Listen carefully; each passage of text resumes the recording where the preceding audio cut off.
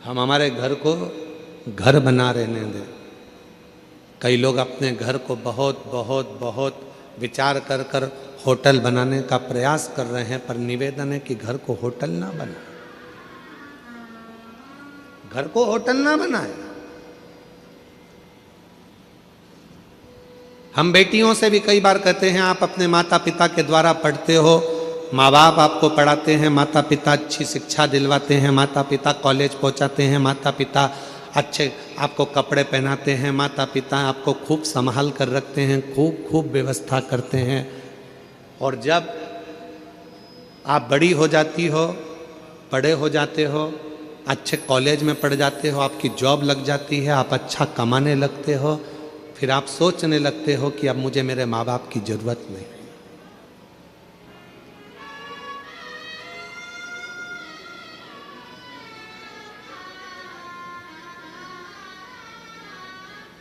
हमने एक बात पहले भी कही थी, आज फिर कहते हैं, ये जितनी अदालत में शादियां हो रही हैं, हम उसका विरोध कभी नहीं करते, हम नहीं करते। खूब करो, अदालत में शादी करो, मना नहीं है, कोर्ट मैरिज करो, मना नहीं है, पर कोर्ट में भी जहां जहां पर बेटा बेटी अपनी शादियां करते हैं, उस जगह पर एक नियम लागू होना चाहिए कि तुम्हारी शादी में तुम्हारे माँ बाप का होना जरूरी है। बाप का घर, पिता का घर, माँ का घर कोई होटल नहीं है कि तुम रहे, बचपन निकाला, पढ़ाई करी, माँ बाप का खर्चा करा, खूब पढ़े, अच्छे कपड़े पहने, माँ बाप ने अच्छे कॉलेज में पढ़ाया, स्कूल में पढ़ाया, विद्वान बनाया, सर्विस लगाई, नौकरी लगाई, बाहर शहर में भेज दिया, और बाद में जब तुम्हारा संबंध का समय आया तो तुमने अपने माँ बाप के चेहरे पर कालिक पोंछ दी और तुम चले गए शादी करने के लिए। कम से कम एक नियम तो होना चाहिए कि जिस माँ की कोख से तुम निकले हो, जिस माँ ने तुम्हें गोदी में रखा है, जिस बाप ने अपनी पूरी पूंजी तुम्हारे परवरिश में लगा दी, तुम्हारी एक खुशी में क्या तुम्हारे माँ बाप शामिल नहीं हो सकते? क्या माता पिता नहीं हो सकते? घर को होटल मत बनाओ। घर होटल नहीं है कि यहां बड़े होगे और बाद में मन का करोगे, नहीं। प्रत्येक बेटी को नियम लेना चाहिए, चाहे किसी भी कॉलेज में पढ़े हो, किसी भी स्कूल में पढ़े हो, कितनी भी उच्च पद पर बैठकर तुम नौकरी कर रहे हो, पर कितने भी तुम्हारे फ्रेंड बन जाएं, कितने भी दोस्त बन जाएं, किसी की बॉडी देखकर, किसी की गाड़ी देखकर और किसी विधर्मी के चक्कर में ना आकर निर्णय देना कि शादी तो मैं अपने माँ बाप के कहने पर करूंगी, चाहे कुछ भी कर लो।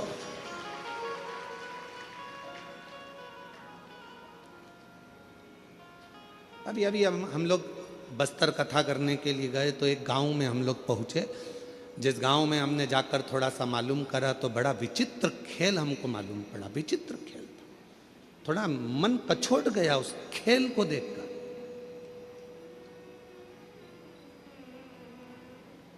कि गांव की साधारण बेटियों को सामान बेचने के बहाने साइकिल पर, मोटरसाइकिल पर सामान रखते हैं, तिलक लगाते हैं, कंठी पहनते हैं, सामान बेचने के बहाने आते हैं और गांव की भोली भाली बेचारी बेटियों को अपने झांसे में लेकर उससे विवाह कर लेते हैं, और बाद में लव जिहाद तो करा ही करा, पर साथ में लैंड जिहाद भी करा, उसको अपना बना लिया, और उसकी जो प्रॉपर्टी थी, उसकी जो जमीन थी, उसको भी अपना बना लिया। ये भी चल रहा है। इसको बचना है, संभलना है।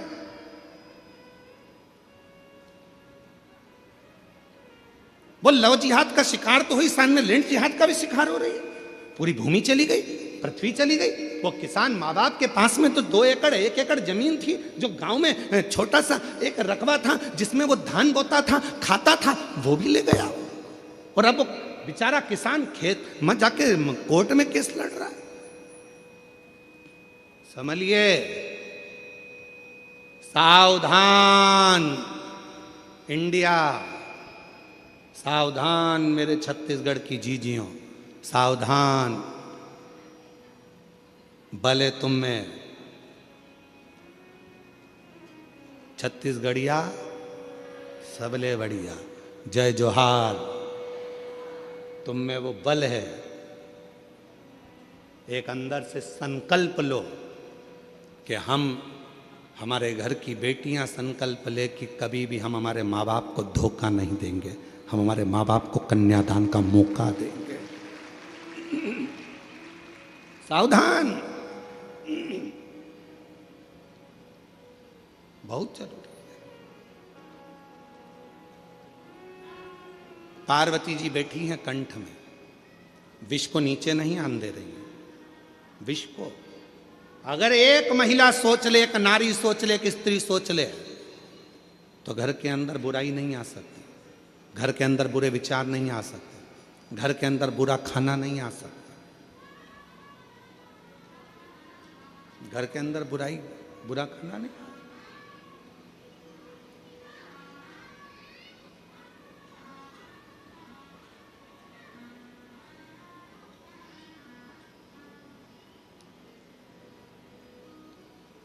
बुराइयां किसके घर में प्रवेश करती हैं? जहां बुरे विचार इकट्ठे होना चालू हो जाते हैं। बुरे विचार, कितने लोग बैठे हैं यहां पर जो रोज नहाते हैं?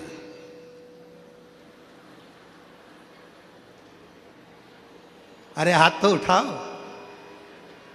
सब नहाते हो? चल रखो, बहुत अच्छी बात।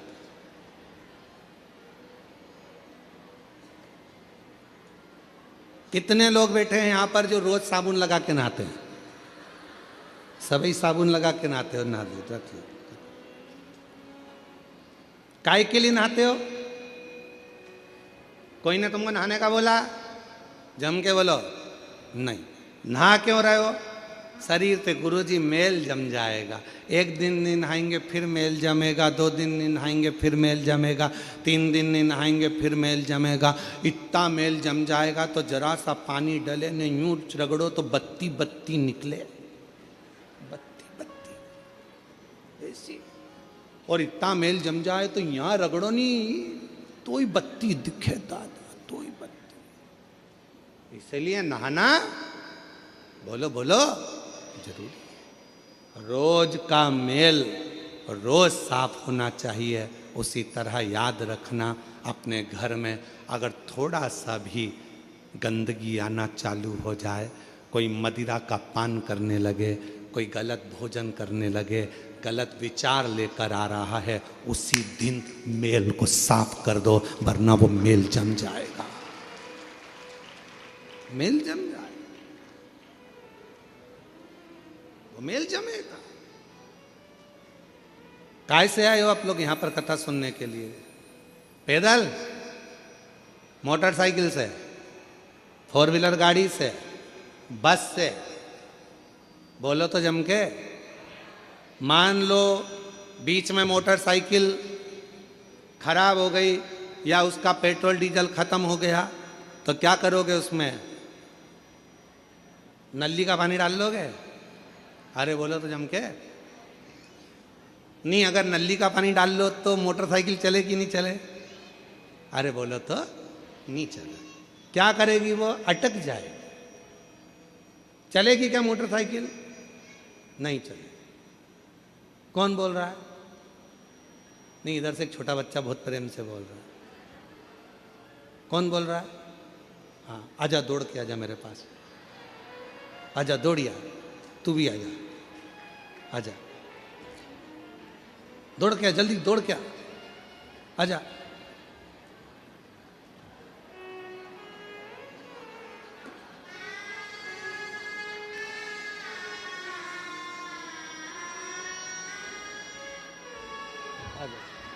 बैठ जा, तू भी आ जा, इधर आ, इधर आ, बैठ जा इधर। अब तू कहाँ बैठेगा बेटा? इधर साइड बैठा दे, इधर इधर इधर।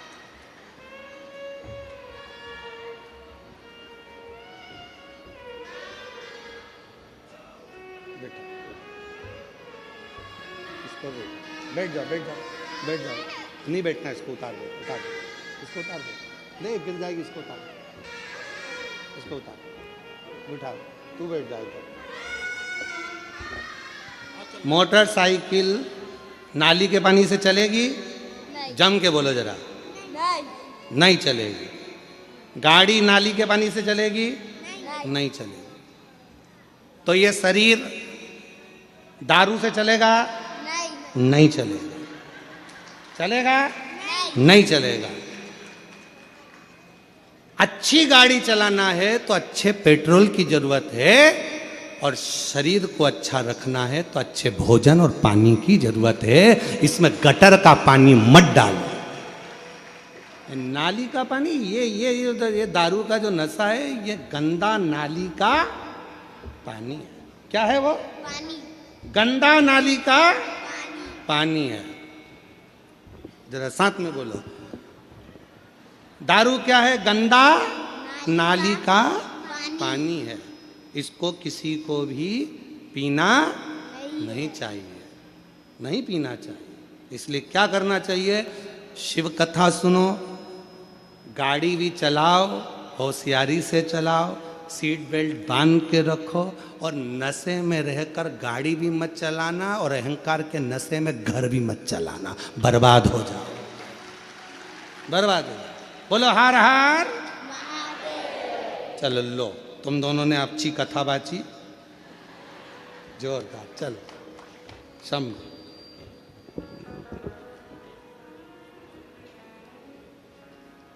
सीख लो, और नहीं हो तो चुल्लू भर पानी। इतने इतने से बच्चे सीख दे रहे हैं कि गंदी नाली का पानी मत पियो।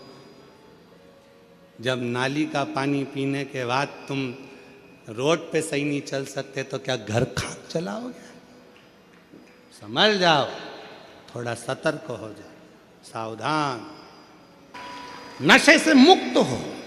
आज जरा जरा से नवयुवक बेटा बेटी नशे में ग्रसित हो रहे हैं। फिल्मों का निर्माण ऐसा हो रहा है जिनमें बेटा बेटियों को भी नशे में धुत बताया जा रहा है, प्रेरणा दी जा रही है कि आप भी नशा करो, पर नशे से मुक्त हो।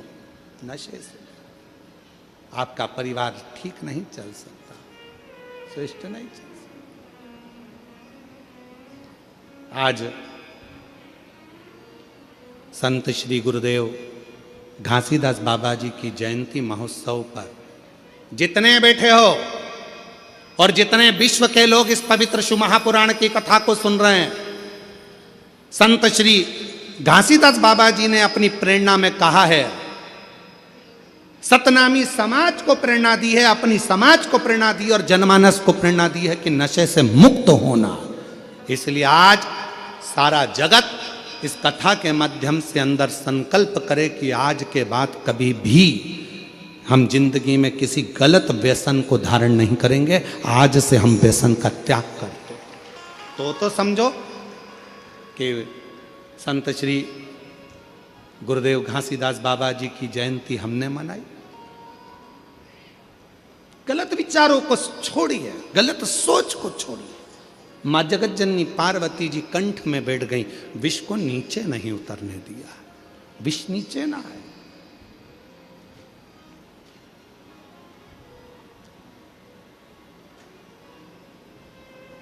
ये विष जब नीचे उतरेगा तो बर्बाद कर देगा, बर्बाद।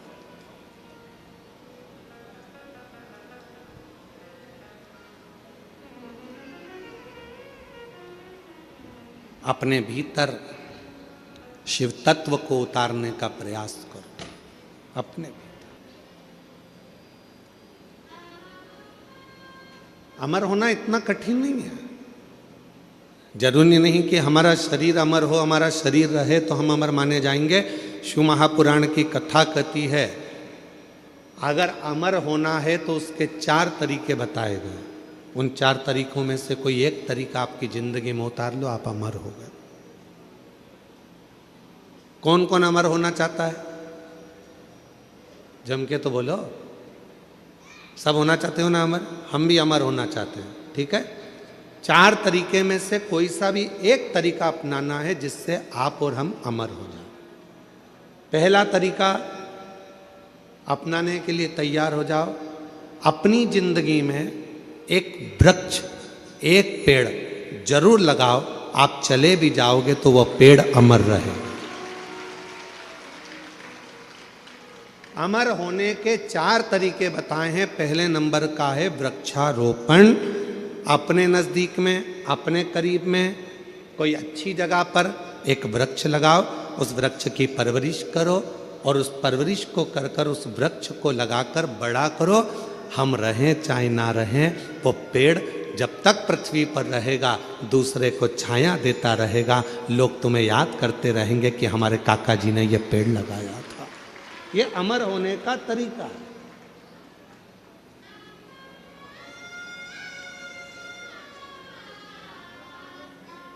इसलिए अब की बार जो शिवरात्रि आ रही है फरवरी के महीने में, महाशिवरात्रि, उस शिवरात्रि का हमने नाम दिया है ग्रीन शिवरात्रि। ग्रीन शिवरात्रि का मतलब है कि अभी तक अपन ने शंकर जी को जल चढ़ाया, शिव जी की पूजन करी।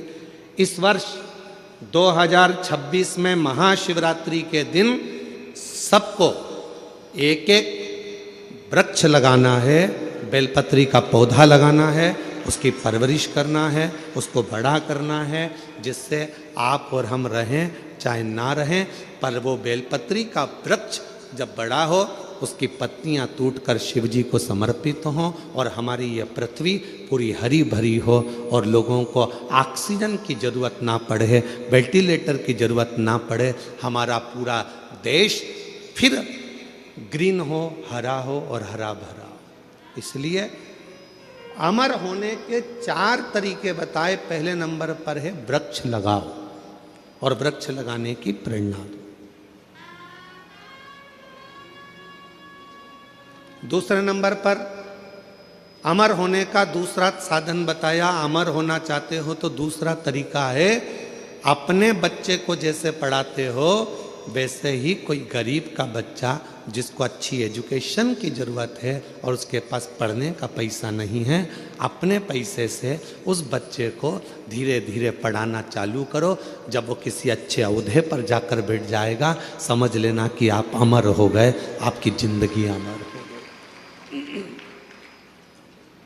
आप अमर हो गए।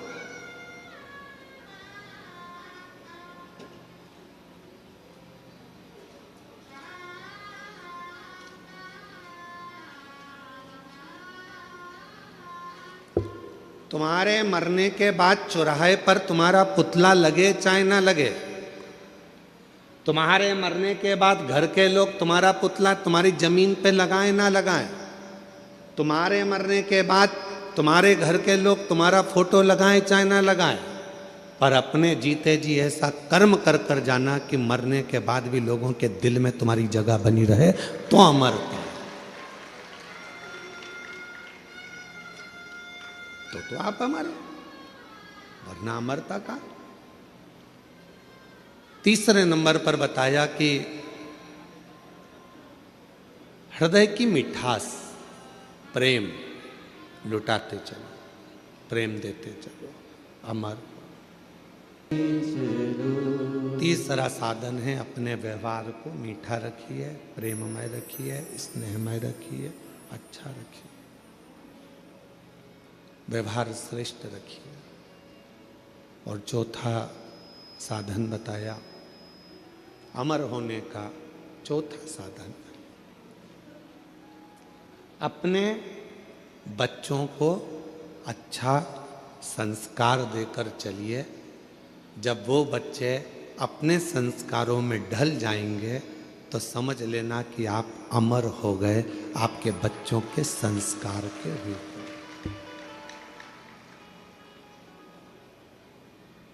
कौन कौन अमर होना चाहता है? बोलो, हाथ उठाओ जल्दी से।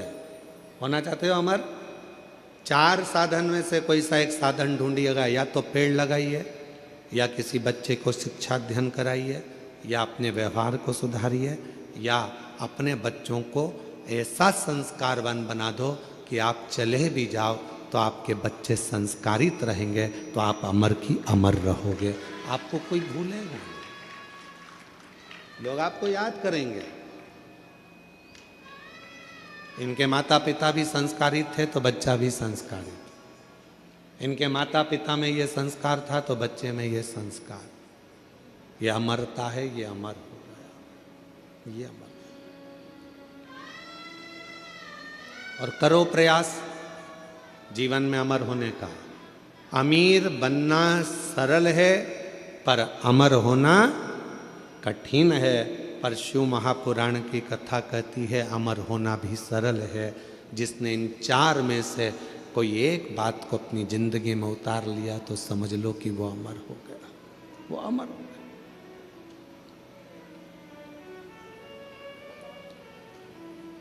अच्छा करते चलो।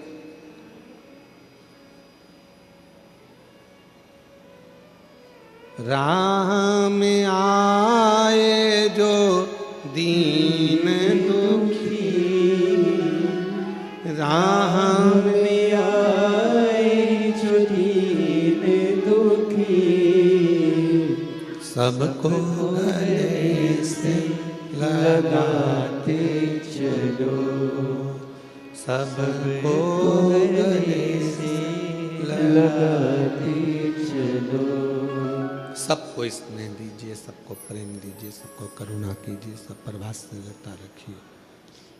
जब सब पर प्रेम होगा, सब पर वात्सल्यता होगी, करुणता होगी, तो आप अमर होते चले जाओगे।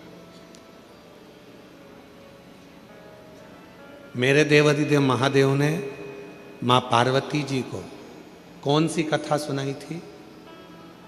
जम के बोलो, अमर कथा। कहाँ सुनाई थी? अमरनाथ की गुफा।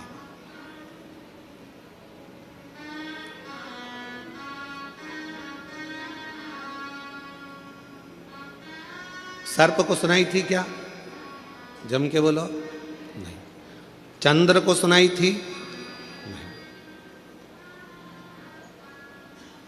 नंदी को? नहीं। मेरे भगवान देवाधिदेव महादेव ने अमर कथा सुनाई तो केवल मां आद्य शक्ति पार्वती को सुनाई।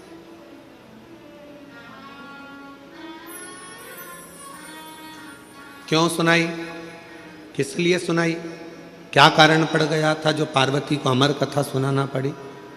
उसका केवल एक कारण था, यह आद्य शक्ति पार्वती जगत की मां है, और मां यदि अमर हो गई तो ये राष्ट्र को अमर होने में कोई दिक्कत नहीं आएगी।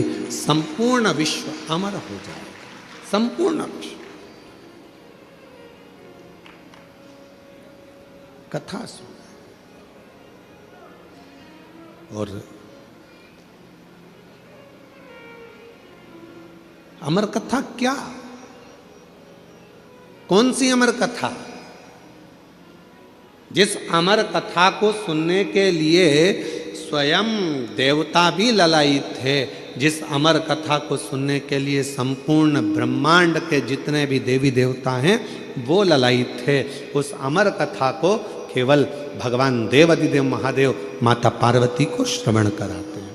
केवल मां जगत जननी को, अम्बा को श्रवण कराते हैं। किस लिए? क्योंकि शिव चाहते हैं कि पार्वती इस कथा को सुन ले, और अगर जगत की मां, एक नारी, एक स्त्री जब इस कथा को सुनती है तो वो अकेली उस कथा को अपनी जिंदगी में धारण नहीं करती, वो प्रसाद के रूप में उस कथा को जनमानस में पहुंचा देती है, पहुंचा देती। हमसे लोग कहते हैं क्यों गुरुजी आपकी कथा में पुरुष लोग कम आते हैं, माताएं ज़्यादा आती हैं, जीजियाँ ज़्यादा आती हैं, स्त्रियाँ ज़्यादा आती हैं, उसका कारण क्या है? हमने कहा कथा की जरूरत भी पुरुष से ज़्यादा स्त्री को है। क्यों? उसको राष्ट्र का निर्माण करना है, उसको अपने बच्चों को संस्कारित करना है, उसको अपने बच्चों को पढ़ाना है, लिखाना है, विद्वान बनाना है, उसको अपने बच्चों को ज्ञान उपदेश देना है। तो कथा की जरूरत स्त्री को ज्यादा। फिर किसी ने कहा आप स्त्रियों की इतनी तारीफ करते हो, आप महिलाओं की इतनी तारीफ करते हो, तो स्त्रियां रोती क्यों हैं? जरा जरा सी बात आती है और वो रोने बैठ जाती हैं। रोती क्यों है? हमने कहा उनको रो लेने दो, वो अच्छा है, अगर रोएगी नहीं तो रुद्र हो जाएगी, इसलिए उसका रोना भी जरूरी है, उसका रोना जरूरी है। बेटे को बीमार होता हुआ देखेगी, आंख से आंसू बहेंगे। पति को रोगग्रस्त देखेगी, आंख से आंसू बहेंगे। बेटी के ऊपर कोई भी तकलीफ आएगी, आंख से आंसू बहेंगे। परिवार में अगर किसी ने कुछ कह दिया, आंख से आंसू बहेंगे। किसी ने कुछ कहा, आंख से आंसू बहेंगे। पति ने कुछ कह दिया, आंख से आंसू बहेंगे। क्यों रोती है स्त्री? तो कहा उसके रोने दो, क्योंकि उसके रुदन में उसका भीतर का रौद्र स्वरूप बह जाता है। अगर स्त्री रोती नहीं है फिर वो रौद्र बन जाती है, और ऐसी रौद्र बनती है कि फिर वो किसी को देखती तक नहीं है, जैसे भद्र काली माँ अम्बा जगदम्बा काल का बन जाती है।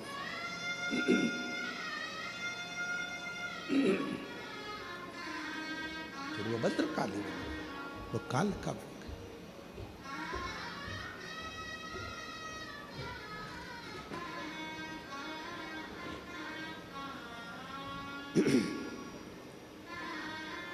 भद्रकाली कालिका का स्वरूप उसका हो जाता।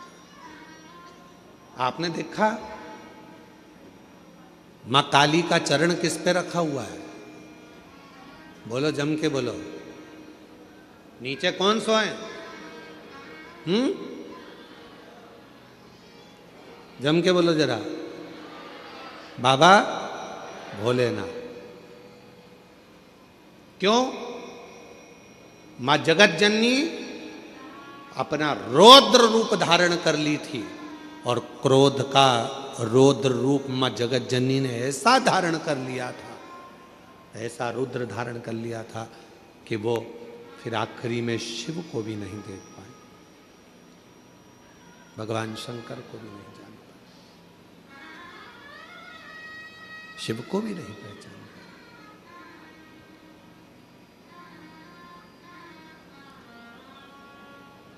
तो अमर कथा पार्वती जी को, अमर कथा केवल जगत जननी जगदम्बा अम्बा पार्वती को सुनाई दी। हाँ, कथा एक स्त्री के जीवन में जब आती है तो वो कथा को जनमानस को परोस देती है, परोस।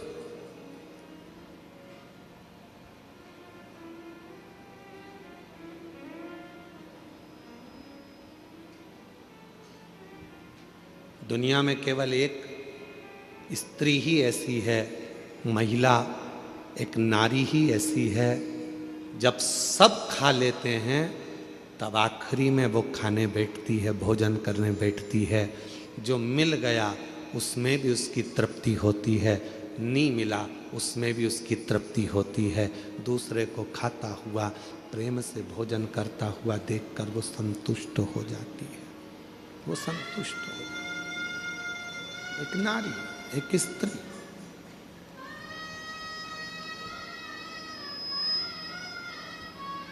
कल कथा चल रही थी भगवान देवादिदेव महादेव के मंथन की,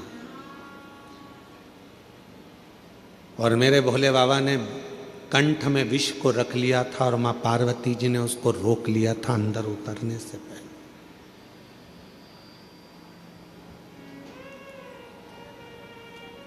उतरने से पहले रोक लिया था। दुनिया के आधे से ज्यादा क्राइम घर में रहने वाली स्त्री रोक सकती है। घर में रहने वाली नारी, घर में रहने वाली एक महिला दुनिया में होने वाले आधे से ज्यादा क्राइम को रोक सकती है। कैसे रोकेगी? अपने पति को अच्छा उपदेश देकर, उसको समझाकर, अपने बेटे को अच्छा संस्कार देकर, अपनी बेटी को अच्छा ज्ञान देकर, अपने ससुर को अच्छा ज्ञान देकर, अपने पिता को अच्छा उपदेश देकर, अपने भाई को अच्छा ज्ञान देकर, उपदेश देकर। दुनिया में किसी सरकार की इतनी सामर्थ्यता नहीं है जो क्राइम को रोक सके। क्राइम को केवल एक रोक सकती है, वो घर की केवल नारी होती है जो अच्छे संस्कारों से इन क्राइम को रोक सके। एक कथा बचपन में पढ़ने को मिली थी, शायद हमें उम्मीद है कि आपने छत्तीसगढ़ वासियों ने भी इस कथा को जरूर पढ़ा होगा। हमने पढ़ा है अपने बचपन में, तो तुमने भी पढ़ा होगा। कथा सुनने को मिली थी, पढ़ने को मिली थी। एक छोटा सा बच्चा स्कूल में जाता है पढ़ने के लिए, उसको एक पेंसिल मिल जाती है। वो अपनी मम्मी को आकर बताता है, माँ मुझे ये पेन मिला है। माँ ने कुछ नहीं कहा। बच्चा दूसरे दिन स्कूल गया, कंपास चुरा कर ले आया। पेन का जो बॉक्स होता है बच्चा वो चुरा कर लेकर आ गया। माँ से कहा, माँ मैं आज बॉक्स लेकर आया हूँ। माँ ने कुछ नहीं कहा। थोड़े दिन बाद बच्चा एक किताब चुरा कर ले आया। माँ ने कुछ नहीं कहा। फिर बच्चा कॉपी चुरा कर लाया। माँ ने कुछ नहीं कहा। वो बच्चा धीरे धीरे धीरे धीरे धीरे धीरे एक नामी चोर बन गया। चोर बनकर एक दिन पकड़ा गया, थाने में बंद हुआ। पुलिस वालों ने उसको खूब मारा, अंदर बंद कर दिया। और बंद करने के बाद आखिरी में जज के सामने उसको खड़ा करा गया और उसको मृत्यु दंड की सजा मिल गई। मृत्यु दंड की जब सजा मिली तो उससे पूछा गया, तेरी अंतिम इच्छा क्या है? उसने कहा, मैं अपनी माँ के कानों में कुछ कहना चाहता हूँ, बस अंतिम इच्छा मेरी ये है। उसकी माता को बुलाया गया। उसके मरने के पहले जब माँ आई, उसकी माँ के कानों के अंदर उसने कुछ कहना चाहा। जाओ, तुम्हारा बेटा तुम्हारे कानों में कुछ कहना चाहता है।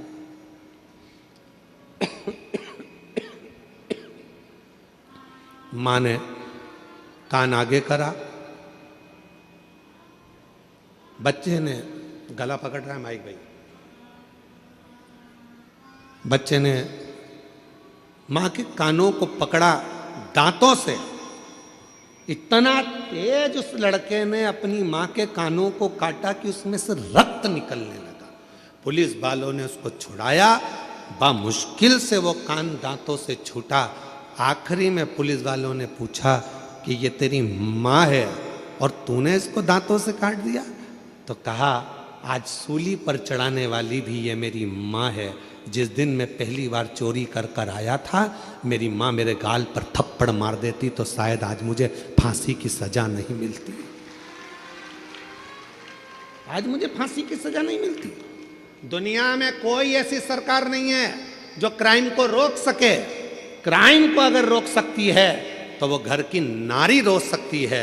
अपने भाई को समझाकर, पिता को समझाकर, बच्चों को समझाकर, अच्छे संस्कार देकर, प्रेम देकर, स्नेह देकर अपने बच्चों को गलत जगह से रोक कर वो क्राइम को रोक सकती है। केवल एक स्त्री, केवल एक नारी।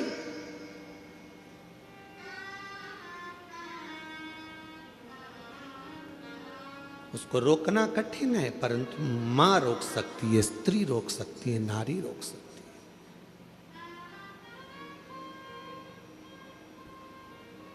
कितना विचित्र प्रसंग है। विनायक का सिर किसने काटा था? जम के बोलो जरा। गणेश जी का सिर किसने काटा था? शंकर भगवान। किसका सिर लगाया फिर बाद में? हाथी का। जब हाथी का सिर लग गया गणेश जी को, उनके बहुत सारे बेस्ट फ्रेंड हुए, उनके बहुत सारे दोस्त हुए। उन्होंने उनको भरना प्रारंभ करा। तेरा पिताजी है, तेरा सिर काट कर तेरे को हाथी का सिर लगा दिया। इंसान का लगा देते, मनुष्य का लगा देते, कैसा तेरा स्वरूप बना दिया। लोगों ने भड़काया। गणेश जी गुस्से में लाल होकर अपनी माता के पास गए। माँ, मेरे पिताजी ने मेरा सिर काट दिया, मेरे पिताजी ने मेरे साथ ऐसा किया, हाथी का मुख लगा दिया। कितना विद्रोह भरा था गणेश जी के अंदर कि तेरे पिताजी ने तेरा सिर काटा, हाथी का सिर लगा दिया। फिर माँ ने समझाया, बेटा तेरे पिताजी साधारण नहीं है, उनने बहुत सोचा होगा। उनको मालूम है कि दुनिया में सब कुछ हो सकता है पर कोई लंबोदर नहीं हो सकता है, इसलिए तुझे लंबोदर बना दिया। माँ ने समझाया। फिर दूसरी बार बारी आई। कार्तिकेय को बैठने के लिए मोर मिल गया, शिव जी को बैठने के लिए नंदी मिल गए, माँ जगत जननी को बैठने के लिए शेर मिल गया। सारे देवी देवता अच्छे अच्छे वाहन पर बैठ गए। आखिरी में गणेश जी को छोटा सा चूहा दे दिया। फिर दोस्तों ने भर दिया, माँ पिताजी को तो देखो, मेरे लिए चूहा दिया, दिख रहा था मेरा इतना बड़ा शरीर है, बैठने के लिए कोई अच्छा वाहन देना था, इतना छोटा सा चूहा दे दिया। माँ ने समझाया बेटे को, बेटे के अंदर विद्रोह उत्पन्न हो रहा था। माँ ने कहा बेटा तेरे पिताजी समझदार हैं, उन्होंने चूहा इसलिए दिया, बड़े बड़े गाड़ियाँ ट्रैफिक में फंस सकती है पर मोटरसाइकिल और साइकिल कहीं से भी निकल सकती है, इसलिए तुझे छोटा वाहन दिया गया, छोटा वाहन दिया गया। गणेश जी खुश हो गए, माँ ने समझा दिया, नहीं तो विद्रोह तो कब का चालू हो जाता। फिर आया बारी, अब की बारी आई कि पृथ्वी की परिक्रमा कर कराना है। माँ सबने कहा तेरे पिताजी को मालूम था कि तेरे पास चलने के लिए कुछ नहीं था, छोटा सा चूहा कितने दिन में पृथ्वी की परिक्रमा करेगा। पिताजी को मालूम था कार्तिकेय जीतेगा, उसको प्रथम गिनती में ला दूंगा। पर गणेश जी तेरे पिताजी ने तेरे साथ चाल चल, गणेश जी को विद्रोह आया। माँ के पास गया, माँ देखो पिताजी ने ये कोई बात बोलना चाहिए कि पृथ्वी की परिक्रमा जो करेगा पहले वो प्रथम गिनती में आएगा। अब तो मेरे पास तो इतना छोटा सा चूहा धीरे धीरे चलेगा, कब तक पृथ्वी की परिक्रमा करेगा। माँ ने समझाया बेटा तेरे पिताजी हैं, वो जानते हैं कि तू इतने बड़े चूहे पर बैठकर पूरी पृथ्वी की परिक्रमा नहीं कर सकता, इसलिए तेरे पिताजी ने मेरे कानों में कह दिया था कि एक काम कर, गणेश जी को बोल देना पूरी पृथ्वी की परिक्रमा ना करे तो माता पिता की परिक्रमा कर लेना, फल प्राप्त हो जाए। जब जब व्यक्ति के दिल में विद्रोह उत्पन्न होता है, जब जब व्यक्ति गलत सोचता है, गलत विचार लाता है, अगर घर की स्त्री, घर की नारी, घर की महिला, घर की माँ, घर की बेटी, घर की बहन, घर की भाभी, घर की बुआ, घर की चाची, घर की काकी, घर की मामी, घर की स्त्री जब उसको समझाती है तो कोई पुरुष कोई गलत काम करने के लिए जा नहीं सकता। विद्रोह कब उत्पन्न होता है? जब घर की नारी उसको भर दे। देख लो तुम्हारे भाई को, देख लो तुम्हारे मामा को, देख लो, जब अंदर इतनी ईर्ष्या भर दी जाती है कि पुरुष फिर क्राइम करने को आगे बढ़ जाता है और तलवार लेकर चक्कू लेकर दौड़ पड़ता है। 10 मिनट का क्रोध, उस व्यक्ति ने चक्कू मारा, 10 मिनट का क्रोध आया और मालूम पड़ा वो 10 मिनट का क्रोध उसकी 10 साल की जिंदगी को बर्बाद कर दिया। 10 साल की जिंदगी। किसी की सामर्थ्यता नहीं जो क्राइम को रोक दे। क्राइम को केवल एक घर की मां, घर की स्त्री, घर की नारी रोक सकती। अच्छे संस्कारों से, अच्छे विचारों से, अच्छी सोच से, अच्छे भाव से। और मत बुरे कर्म कर बंदे वरना पछताएगा। भगवान की आंखों से तो बच नहीं पाएगा, तू बच नहीं पाएगा। हरि ओ अज्ञानी मत कर नारायणी। अरे ओ अज्ञानी मत कर नारायणी। तेरे कर्म का फल भी तू ही पाएगा। जैसा किया तूने तेरे आगे आएगा। मत बुरे कर्म कर बंदे वरना पछताएगा। भगवान की आंखों से तू बच नहीं पाएगा, तू बच नहीं पाएगा। आप भगवान शिव ने पार्वती जी को अमर कथा इसलिए सुनाई कि वो संस्कारों की जननी है। शिव के गले में विष पड़ा हुआ था, उस विष को स्वयं मां आदिशक्ति पार्वती कंठ में उतरकर उस विष को रोक दी है। वो विष रोक दिया है।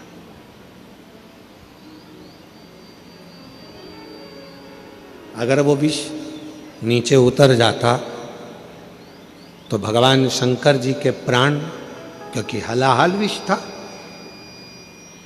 हलाहल विष शिव के प्राण जा सकते थे। पार्वती जी कंठ पर बैठ गई और विष को नीचे नहीं उतरने दिया। विष नीचे नहीं उतरा।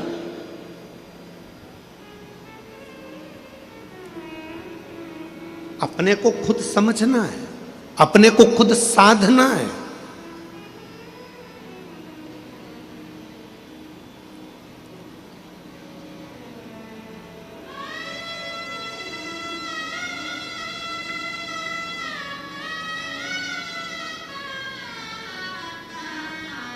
जब हम अपने आप को साधेंगे, अपने आप को समझेंगे, तो दुनिया में समझने वाले सब हो जाएंगे।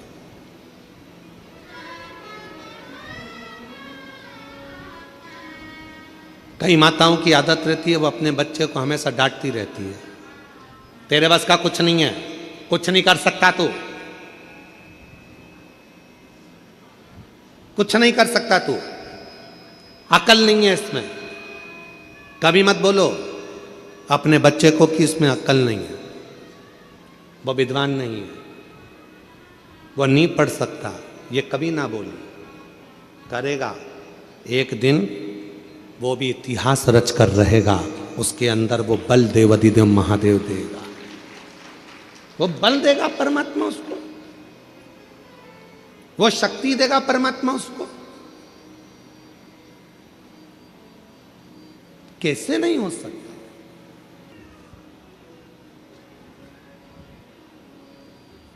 कल एक माता जी कह रही थी, अच्छा हुआ गुरुजी मैं कथा में आ गई। हमने पूछा क्यों माँ, क्या हो गया? कहा अच्छा हुआ गुरुजी, अब तुम्हारी कथा अगली तो 6 महीने बाद आएगी, जून का महीना में, जुलाई का महीना में, सावन महीना में, कम से कम उस बीच में छत्तीसगढ़ की इस पवित्र कथा में, नकपुरा में 5 दिन की कथा सुनकर मेरे जीवन को तो सार्थक कर लिया। शिव तत्व को धारण करिए, भगवान शंकर की अविरल भक्ति को धारण करिए। और जो जैसी भावना लाया वो वैसा ही फल पाया, नहीं खाली उसे लौटाया वो मन ही मन हर्षाया, और कर दिया माला माल काशी वाले ने, लुटा दिया भंडार काशी वाले। ये शिव उपासना का एक फल है, आपका विश्वास, आपका भरोसा, आपकी दृढ़ता। भरोसा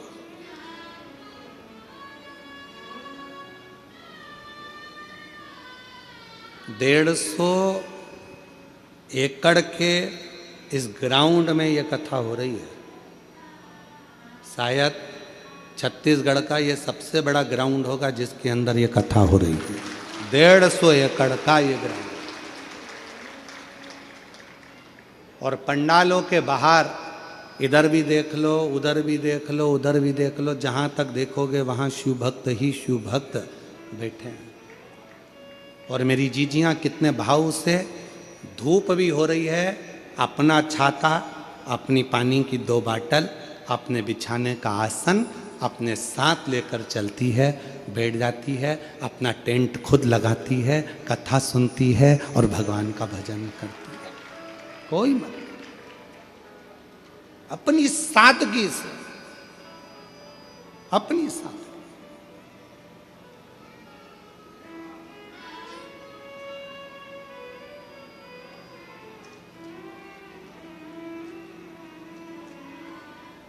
और शिव कथा कर रही है, पार्वती मैया अपने शिव जी के कंठ में जाकर बैठ गई। जब माँ जगत जननी कंठ में जाकर बैठी, माँ पार्वती विष को संभाल रही थी, तभी माता पार्वती ने अपनी 10 विद्याओं को प्रकट किया। और 10 विद्या में से एक विद्या माँ तारा देवी को प्रकट कर लिया।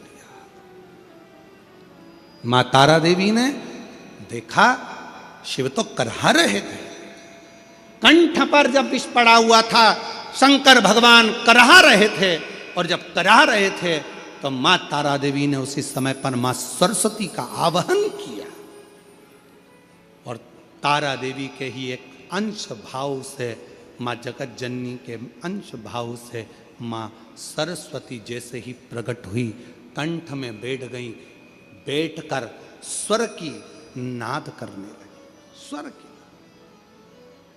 देखिएगा जरा, दो हुए हैं, एक शंकर भगवान का भक्त और एक स्वयं देवाधिदेव महादेव। दो हुए हैं जिन्होंने दर्द में भी गीत गाया, जिन्होंने दर्द में भी गीत गाया। एक लंका का राजा रावण पर्वत उठा रहा था, हाथ दब गए, भगवान देवाधिदेव महादेव ने अपना अंगुष्ठ का थोड़ा सा भाग नीचे करा, और वो हाथ जब दबे रावण के हाथ टूटने लगे, तो रावण ने भगवान को पुकारना प्रारंभ करा, स्तुति गाना प्रारंभ करी, शिव के लिए भजन गाना, नाद करना, तांडव का एक आनंदमय स्वरूप भगवान शिव को पुकारना प्रारंभ करा। तो भगवान शंकर पीड़ा में भी भजन गुनगुना रहे थे, तो शिव की कृपा हो गई। अभी शंकर भगवान के कंठ में विष है, पार्वती माता ने झेल लिया, तारा देवी ने, आद्य शक्ति ने, विद्या ने स्वयं मां सरस्वती को विराजमान कर दिया, और कहा कि तुम स्वर भरिए, इस नाद से पूरी पृथ्वी, पूरा ब्रह्मांड हिलने लगेगा, यह पूरा ब्रह्मांड कांप जाएगा, पूरा ब्रह्मांड।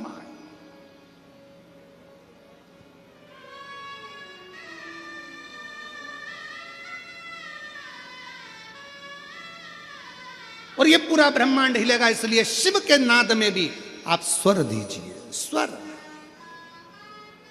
और सत्यता है मेरी जीजियों, अगर शिव महापुराण में लोग कहते हैं शिव पुराण में क्या है, शंकर की कथा में क्या है, शिव पंडाल में बैठकर कथा सुनने में क्या है, कथा बैठकर सुनने में क्या मिलेगा, क्या प्राप्त होगा, कैसे मिलेगा, क्या मिलेगा।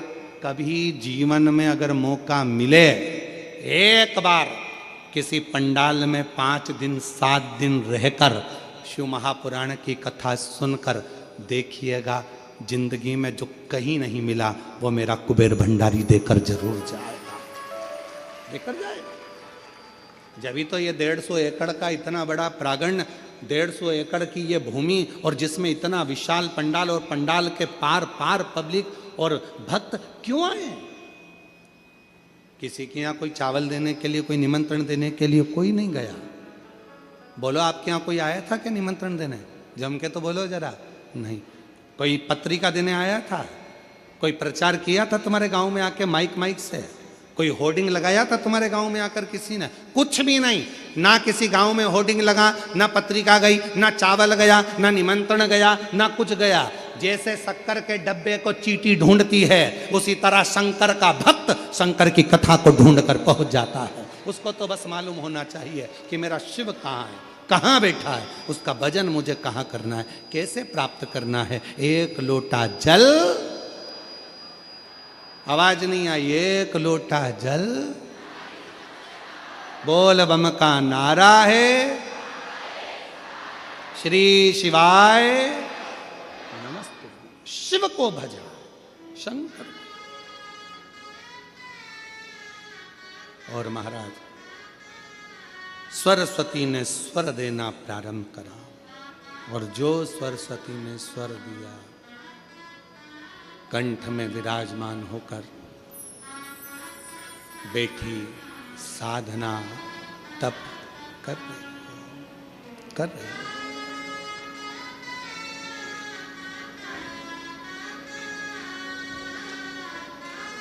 भगवान शिव भक्ति का एक नाद।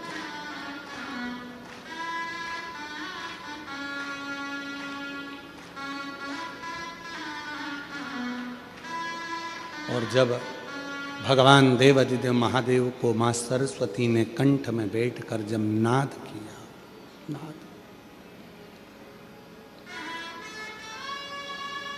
जो सरस्वती माता ने जो स्वर लगाए अंदर बैठकर, जो शिव कराह रहे थे, उसमें से भी स्वर निकल रहा था।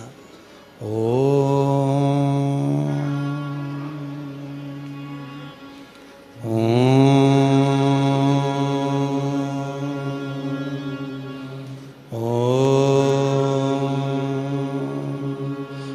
उस कराहने में भी स्वर निकल रहा है, शिव के शब्द निकल रहे हैं। स्वर।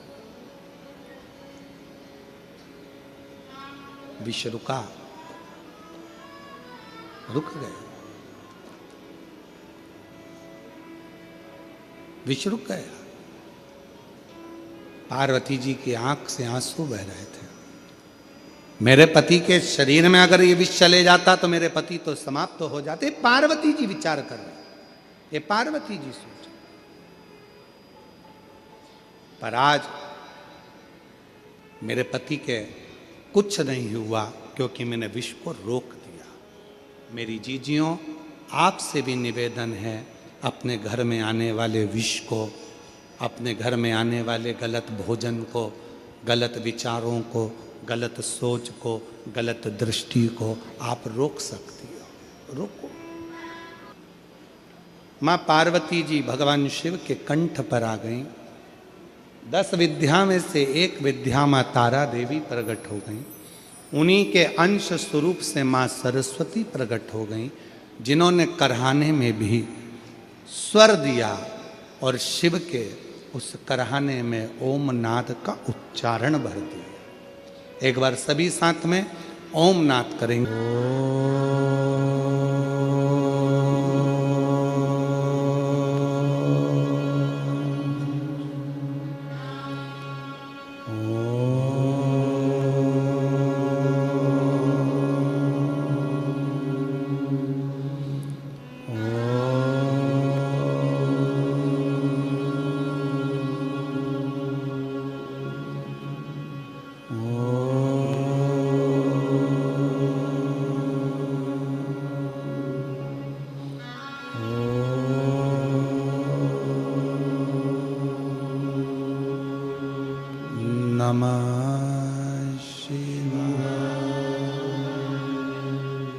शिव कथा कह रही है, भगवान शंकर का स्वरूप कह रहा। सरस्वती मैया कंठ में बैठ गई। क्या भरा था कंठ के अंदर? विष। जिस कंठ में विष भरा है उस स्थान पर मां सरस्वती विराजमान होकर स्वर दे रही थी। माता का विष के कारण पूरा नीला स्वरूप हो गया, पूरा नीला स्वरूप। जैसे शिवजी का एक नाम नीलकंठ महादेव है, नीलकंठेश्वर महादेव। शिव का एक नाम नीलकंठ महादेव है। वो सरस्वती मैया का स्वरूप भी नीला पड़ गया, नीला। महाराज, जैसे ही मां सरस्वती सामने प्रकट हुई, कंठ से सम्मुख में आई, पार्वती जी ने देखा कि सरस्वती का तो स्वरूप नीला है। जो श्वेत वस्त्र, श्वेत हंस, श्वेत रूप धारण करती है, आज वो नीली पड़ी हुई है। नीली? पूछा पार्वती जी ने, तुम्हारा ये स्वरूप कैसे हो गया? कहा, कंठ में विष था, उस विष की तपन के कारण मेरा ये कलर हो गया, मैं शाम हो गई, मैं नीली पड़ गई। नीली उस विष के। शिव जी प्रकट सामने आए, नील सरस्वती का दर्शन किया और दर्शन कर कर भगवान देवाधिदेव महादेव ने कहा, हे सरस्वती, तुम मेरे कंठ में बैठकर नीली पड़ गई हो, नील पड़ गई। आज से तुम्हारा नाम नील सरस्वती के रूप में पूजा जाएगा। 2 सरस्वती हुई हैं। एक जो ब्रह्मा जी के पास में आप माता ब्रह्माणी के रूप में मां सरस्वती का दर्शन करते हो, कराए आप लोगों ने? फोटो देखा है मां सरस्वती का? जम के तो बोलो, सबने करा है ना? एक सरस्वती माता का वो स्वरूप, और एक मां सरस्वती का वो स्वरूप जो कंठ में रहकर माता का कलर नीला पड़ गया, जिसको मां नील सरस्वती के नाम से पुकारा जाता है। बोल मां नील सरस्वती माता की। जो माता का कलर नीला पड़ गया, मां नीले स्वरूप में हो गई, मां नील सरस्वती। महाराज ऋषि वशिष्ठ जी ने सबसे ज्यादा यदि साधना किसी की करी है तो मां नील सरस्वती की करी है, मां नील सरस्वती। और पूरे भारत में केवल उज्जैनी सांदीपनी ऋषि बाबा की भूमि, महाकाल राजा की धरा एक ऐसी है जहाँ पर पूरे भारत में केवल एक मंदिर ही मां नील सरस्वती का, वाग देवी का मंदिर आज भी उज्जैनी में अवंतिकापुरी में विराजमान है। पूरे विश्व में, पूरे भारत में केवल नील सरस्वती का एक ही मंदिर है जो अवंतिकापुरी में वाग देवी मां सरस्वती का, नील सरस्वती का मंदिर है। आज पूरे भारत केवल एक सरस्वती है जिनका स्वरूप नीला है, जिनकी आराधना ऋषि वशिष्ठ जी ने करी है, जिनकी तप साधना, जिनकी आराधना स्वयं भगवान देवादिदेव महादेव कहते हैं, सुनो हे जगत जननी पार्वती, हे तारा, 10 विद्याओं में से तुम एक विद्या हो और तुमने इस सरस्वती को प्रकट किया है, तुम्हारा ही स्वरूप है। मैं वर देता हूं जो इस नील सरस्वती की आराधना, साधना, स्मरण, स्तोत्र जप करेगा, पाठ करेगा, उच्चारण करेगा, उसको कभी ज्ञान की, कभी बुद्धि की, कभी विवेक की, कभी कमी ना हो, कभी कमी। मेरी जीजियों,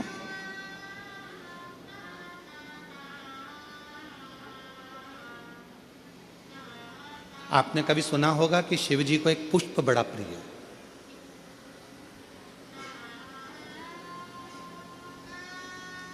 शायद आप लोगों के इधर है कि नहीं हमको नहीं मालूम, पर शिव जी को एक पुष्प बड़ा प्रिय है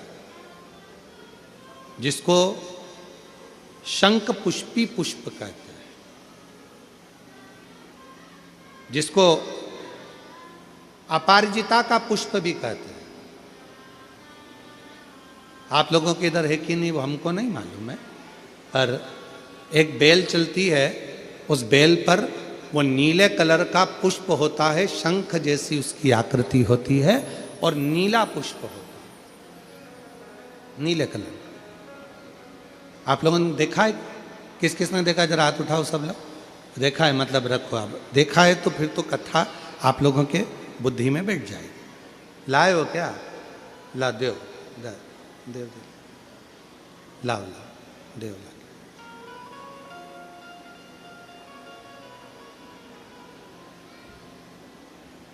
हाँ लिया लिया, आ जाओ आ जाओ। और शंभु शरणे पड़ी, मांगू घड़ी रे घड़ी, दुख काटो दया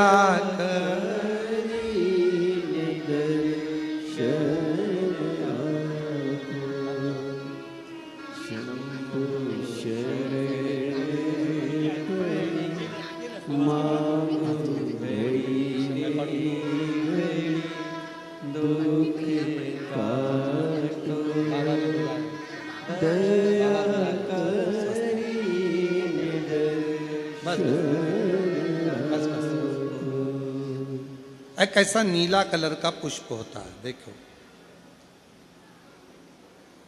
छोटा है थोड़ा हमारे हाथ में, ये फूल का बेटा है, ठीक है, पूरा फूल नहीं है, ठीक है, फूल का बेटा है ये छोटा सा। अच्छा दिख रहा है? काय आस्था वालों दिखाओ तो सही, दिखाओ जरा बाजू में, और थोड़ा सा पास कर दो तो सबको नजर आ जाएगा। ठीक गया? शंख पुष्पी, अपारिजात भी बोला जाता है इसको, ठीक है। हर हर विराजो विराजो।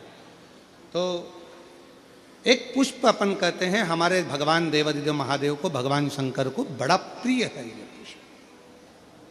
अब किसी से पूछा जाए, आप कह रहे हो कि शंकर भगवान को ये नीला फूल, ये शंख पुष्पी भगवान शिव को इतनी प्रिय क्यों है, भगवान शंकर को इतनी प्रियता क्यों है, कोई से पूछे तो वो बताए चाहे ना बताए, पर शिव महापुराण का संवाद कर रहा है। कंठ में स्वयं मां जगत जननी ने 10 विद्या में से एक मां को याद किया, और मां तारा का एक स्वरूप मां सरस्वती के रूप में विराजमान हो गया। कंठ में रहने से विष की तपन के कारण, कंठ में रहने से विष की तपन के कारण उनका स्वरूप नीला पड़ गया। और जब उनका स्वरूप नीला पड़ गया तो भगवान देवादिदेव महादेव ने कहा, सुनो पार्वती, संसार के लोग, भूमंडल में रहने वाला यदि कोई भी मानव जिसकी विवेकता, बुद्धि, विचार, सोच, ज्ञान थोड़ा सा भी अगर उसमें कम है, तो वो नील सरस्वती का यदि आवाहन करे, मां नील सरस्वती स्तोत्र का पाठ करे, मां नील सरस्वती की स्मरण करे, तो उसकी विवेक, उसकी बुद्धि तीव्र होती है, श्रेष्ठ होती है। और सुनो पार्वती, यदि मान लो कोई नील सरस्वती का स्तोत्र का पाठ नहीं कर पाए, आराधना नहीं कर पाए, साधना नहीं कर पाए, स्मरण ना कर पाए, अगर कोई बच्चा एक शंख पुष्पी पुष्प को समर्पित कर कर जलाधारी पर, और 1 लोटा जल यदि वो समर्पित करता है, और उस जल का आचमन कोई बच्चा नित्य प्रति करता है, तो वो बच्चा धीरे धीरे विद्वत्ता धारण करता ही जाता है। जो याद करता है वो भूलता नहीं। ये मां नील सरस्वती की कथा है। 2 सरस्वती का दर्शन आपको और हमको होता है, 2 सरस्वती का स्मरण आप और हम करते हैं। एक सरस्वती जो स्वयं श्वेत वस्त्र धारण करी है, हंस पर बैठी हैं और बड़े आनंद के साथ में माँ सरस्वती का सुंदर स्वरूप है। पर एक सरस्वती ऐसी हैं जो नीला उनका स्वरूप है, और नील सरस्वती के रूप में उनकी पूजन होती है। माँ नील सरस्वती। महाराज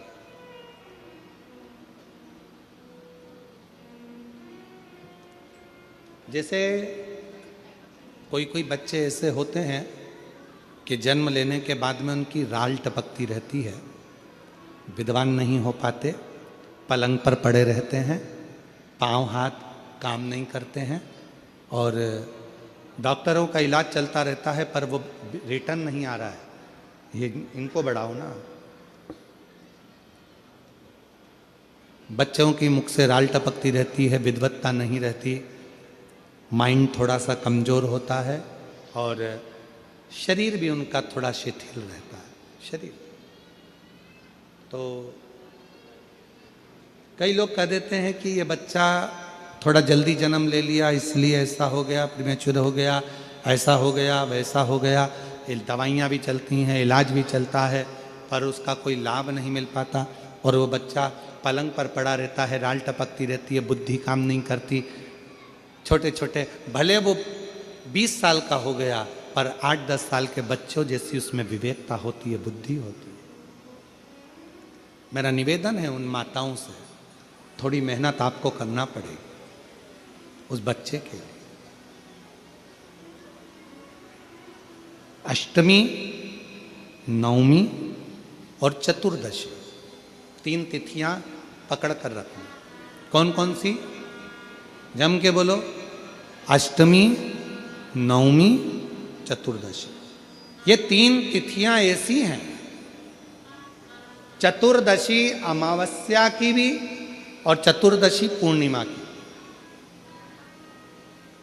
अष्टमी नवमी अमावस्या की भी और अष्टमी नवमी पूर्णिमा की। ये वो तिथियां हैं जिन तिथियों में मां नील सरस्वती का स्तोत्र का पाठ कर कर एक शंख पुष्पी पुष्प, एक अपारिजात का पुष्प जलाधारी पर रखकर 7 बार अगर जल का पात्र से जल चढ़ाया जाए और उसी जल को कटोरी में झेल लिया जाए, उस जल को 3 दिन तक लगातार यदि सुबह दोपहर शाम रोज उस बच्चे को देना चालू करिए, उसके हाथ पैर भी काम करना प्रारंभ करेंगे, उसकी बुद्धि भी काम करना प्रारंभ करेगी। जो वो पलंग पर पड़े पड़े राल टपकाता रहता है, उसको लोग कहते हैं कि 18 साल का हो गया और दिमाग केवल 10 साल का है, 5 साल का है, उसमें धीरे धीरे बुद्धि प्रबल होना प्रारंभ हो जाएगी और वो भी एक दिन कार्य करना प्रारंभ कर देगा।